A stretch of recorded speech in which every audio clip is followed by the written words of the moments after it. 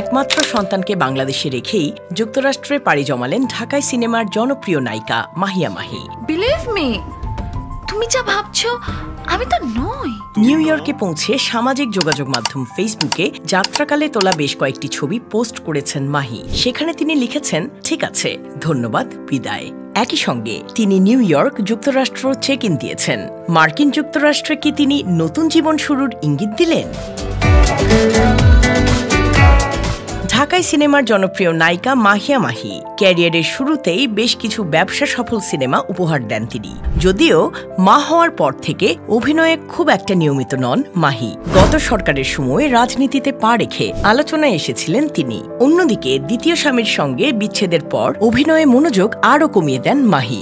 জীবনের একটা পর্যায়ে এসে মনে হয়েছে যে আমরা আসলে দুজনের জন্য না।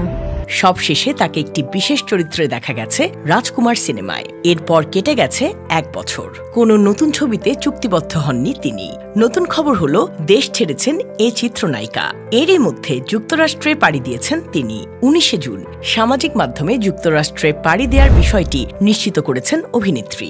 এদিকে গত বৃহস্পতিবার কেরানীগঞ্জ কেন্দ্রীয় কারাগারে বিয়ে করেছেন গায়ক মাইনুল আহসান নোবেল। তার বিরুদ্ধে ধর্ষণ মামলার বাদী ইশরাত জাহান প্রিয়াকেই বিয়ে করেছেন তিনি। জানা গেছে ১০ লাখ টাকা দেনমোহরে বিবাহ সম্পন্ন হয়েছে তাদের। এর আগে নোবেলের বিরুদ্ধে প্রথম ধর্ষণের মামলা হয় ২০১৯ সালের ১৬ সেপ্টেম্বর। চট্টগ্রামের এক তরুণী পাঁচলাইশ থানায় তার বিরুদ্ধে মামলা করেন।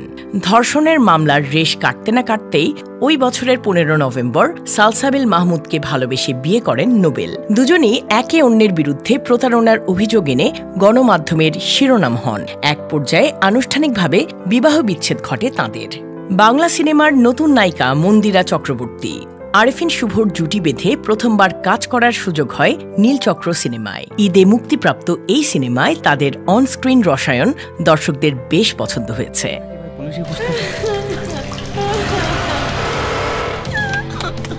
সিনেমার প্রচারেও নায়ক নায়িকার খুনসুটি চোখে পড়ে, যা তাদের জুটির প্রতি ভক্তদের আগ্রহ আরও বাড়িয়ে তোলে। নীলচক্র দেখার পর বহু ভক্ত অনুরাগী পর্দার এই মিষ্টি জুটিকে বাস্তবেও এক হওয়ার পরামর্শ দিতে শুরু করেন।